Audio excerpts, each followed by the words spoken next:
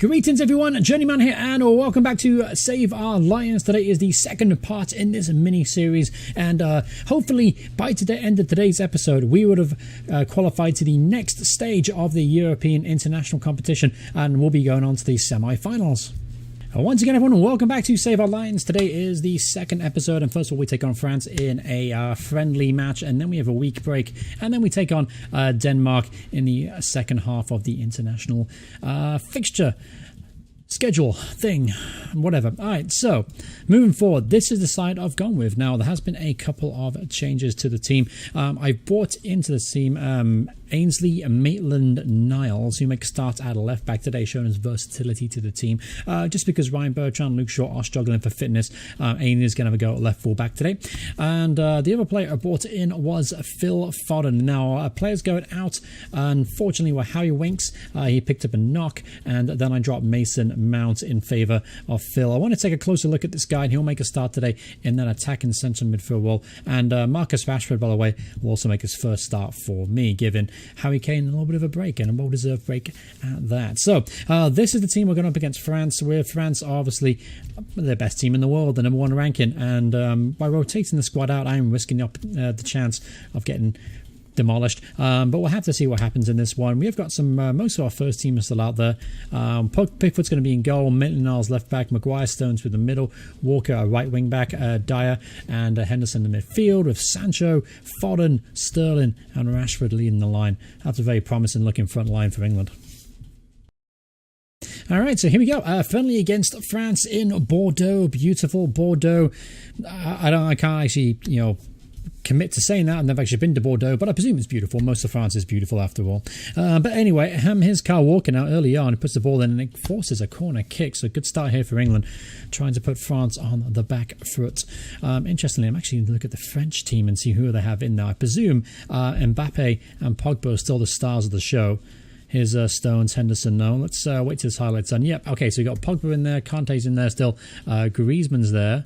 Mbappe is not there. I wonder why he's not there. Maybe because of injury. Dembele's on the right wing though. Anyway, here's Phil Foden.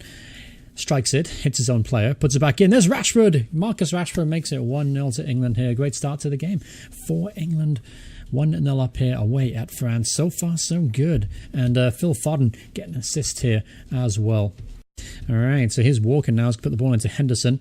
There's Rashford, takes a shot on, falls back to Henderson again. He pulls it back. Lamar with the Kieran. So here's Coman now. Kingsley Coman on the break for France. He's got all the pace in the world. Takes a shot on. Good save there from Pickford in front of the wall of English fans. Alright, Mendy puts it in. Intercepted well. Rashford does well to win it back. Finds Eric Dyer to Maguire. Don't hold on the ball for too long. Maguire hits the ball long and it's giving the ball away. So, come on, get stuck into Kante and Pogba there. Good tackle there from Jordan Henderson. Here's N'Golo Kante, though, to Kingsley Coman. That's an awful, awful challenge there from Kyle Walker. And he's given away a penalty here. And there's a good chance here. Who's stepping up to take it? It's probably going to be Paul Pogba. Steps up and a great save from Jordan Pickford, and Kyle Walker makes up for his mistake and gets a tackle in and gets the ball clear. Great penalty save there from Jordan. And I've just noticed, by the way, Kyle Walker's picked up a knock. I'm not going to take him off here. I'm not going to risk him getting too big of an injury. So we'll bring on Joe Gomez to play right back today. So two unconventional fullbacks, but Maitland-Niles and Gomez are more than capable of doing a job there for us.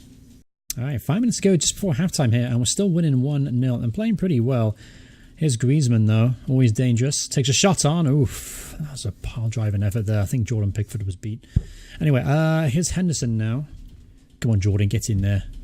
Oh, how simple is that? And that's a great save again from Jordan Pickford. Thank the Lord for Jordan Pickford. He's been he's on wonderful form today. Penalty save, and then that one there against Griezmann. Alright, so 1-0 up here at halftime. Had the better of the chances so far, obviously. Probably should be 1-1 from that miss from Paul Pogba. I'm just delighted that Paul Pogba missed. I'm not a fan of the guy at all. I think he's obnoxiously arrogant. That's my personal opinion, though, obviously. Anyway, so here's Lamar now. He's rounded one England player. He takes it to the heart of our defence and smashes it wide, though. All right, here's Phil Foden now from a corner, whips this ball in. There's Eric Dyer at the back post, top of the net. Eric Dyer there almost got a goal.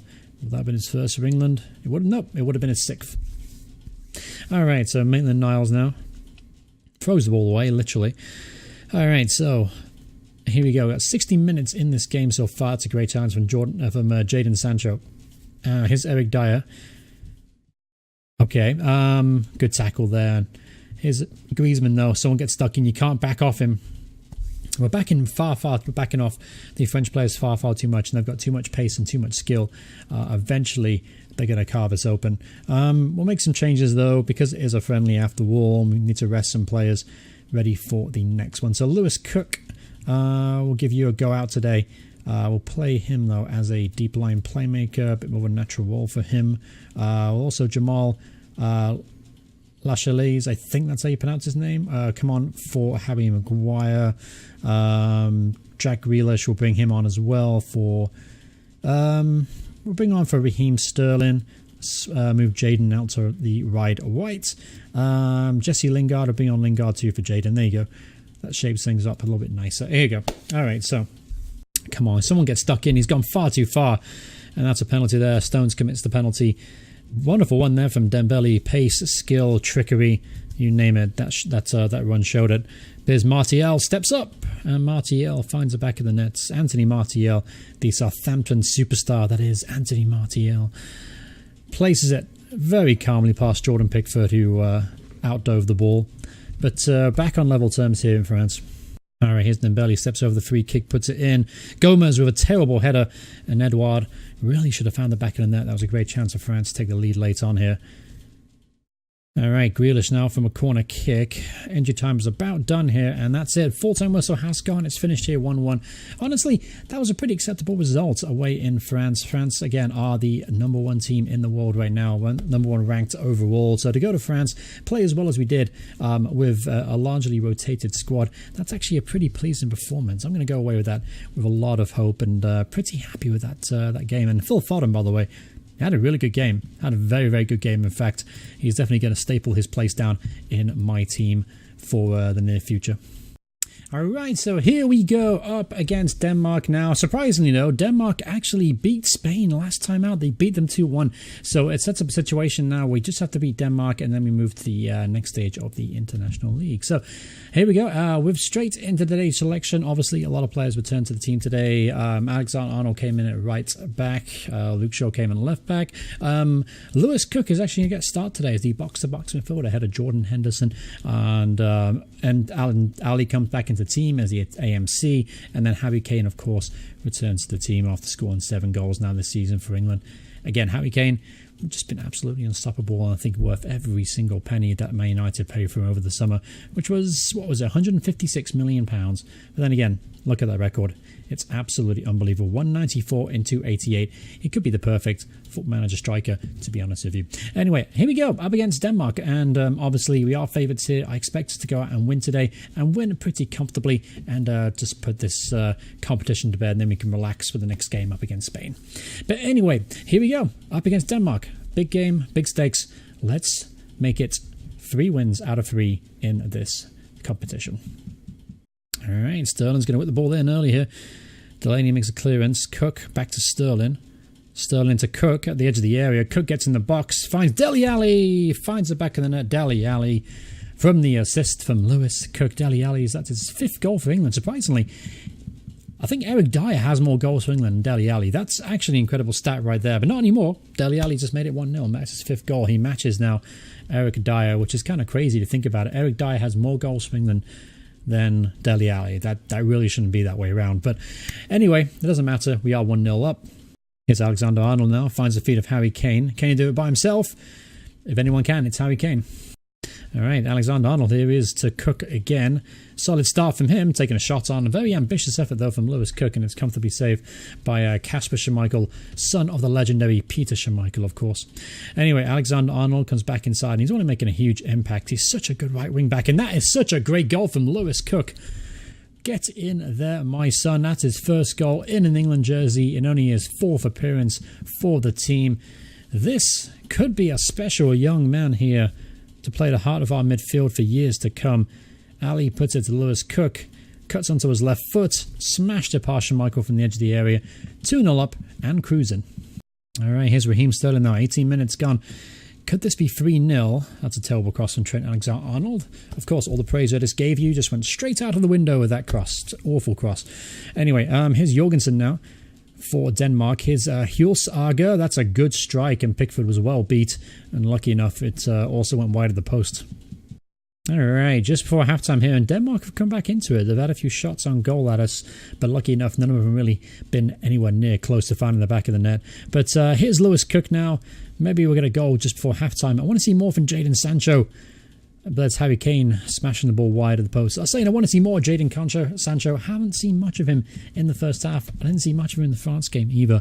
And I know he's a good player. And it's just, I'm starting to wonder, am I getting the most out of him? What am I doing wrong? Because quite clearly, the lad is a very, very special talent. So we'll go out there with the second half with the same team. No need to make any adjustments at all. All right, here he is, Jadon Sancho. Cross it to Raheem Sterling now. Back to Dele Alli. Dele Alli to Luke Shaw. Back to Cook. He's got all the space in the world. Finds Raheem Sterling. Here's Eric Dyer. Patient build-up play here from England. Dele Alli to Eric Dyer. Back to Sterling. Beautiful triangles. The triangles of death. Sterling puts it in to Harry Kane, and that's why they call it the triangles of death. There we go. 3-0 up against Denmark here, and qualification to the next stage of the International Cup is all but confirmed. All right, and since we're there, I'm going to make a change. Let's bring on Jesse Lingard to play left inside forward today. And let's also make a change in midfield. Let's bring in Maitland-Niles. Let's play in midfield today ahead of Eric Dyer. Should we do that? Yeah, let's put Maitland-Niles a bit further forward. He's not really a ball-winning midfielder. All right, so let's give Maitland-Niles his first competitive action in an England jersey. All right, so 61 minutes and we have a highlight. Let's see what happens with it. Harry Kane continues his fine goal-scoring form. Beats two players, lays it back to Raheem Sterling. Back to Maitland-Niles to Kane. Again, here's those triangles we talked about earlier. There's Dele Alli off the post. And Yannick Vestergaard makes the clearance for Denmark. But unlucky there from Dele Alli. All right, got 15 minutes to go in the game. I'm trying to work out, do I have anyone that hasn't played for England yet? Angus Gunn hasn't, who could come on for his debut today. I think everyone else on the bench has, in fact, at least one cap to their name. So you know what? Let's bring on Angus Gunn now for the last 15 minutes of the game. Let's get his first cap for England, shall we? Just, a bit of confidence boost for the guy. He's been so good for me at Southampton. He deserves a run out and a first cap for England. Schooner to Melly now, puts the ball in. That's a good cross. The Hall is up there trying to win the ball. There's Vestergaard now. I think Vestergaard is playing centre midfield. That's a very unusual position for him. Anyway, here Mellor puts the ball in. That's a good header and a good save from Angus Gunn. First save in an England jersey for the young man. But he's going to have a tough time getting a lot of regular caps just because Butland's ahead of him and so is Jordan Pickford. Honestly, those are two better keepers. So unfortunately for Angus, he's probably going to be third fiddle for quite some time. All right, so just about to blow full time here, and then we're going to move to the next stage now of the International Cup. So exciting times. Good start here in an England managerial position. I wonder who we're going to be playing. I presume it's like the Group 3 versus Group 4. I presume at the moment in time, it looks like we're playing Belgium, unless Germany can kind of pull one out. There, maybe get a couple of wins in a row.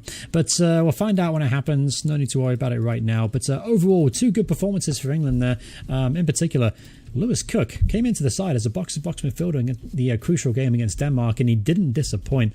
He was very, very good for us. And Phil Foden was really good in this game against France.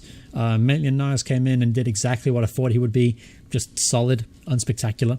And, of course, Harry Kane, Dele Alli, good performers as usual. But thanks so much for watching the episode, guys. Hope you guys enjoyed the series so far. Hope you guys are enjoying this little spell as manager of England. The next fixtures we have are obviously Spain to wrap up the League Division A Group 4 fixtures, and then we take on Austria in the same week in a friendly as well. But so far, really good start to our time here as manager of England. Unbeaten, 3 wins out of 3 in competitive competitions, and a good draw against the world leader right now in France. But thanks so much for watching the episode. Hope you guys are enjoying the series. If you are, do me a favor, please hit like on the video itself, and if you want to see more videos by me in the future, please hit subscribe, turn notifications on. Thank you guys so much for watching. I'll see you guys soon. Bye, guys.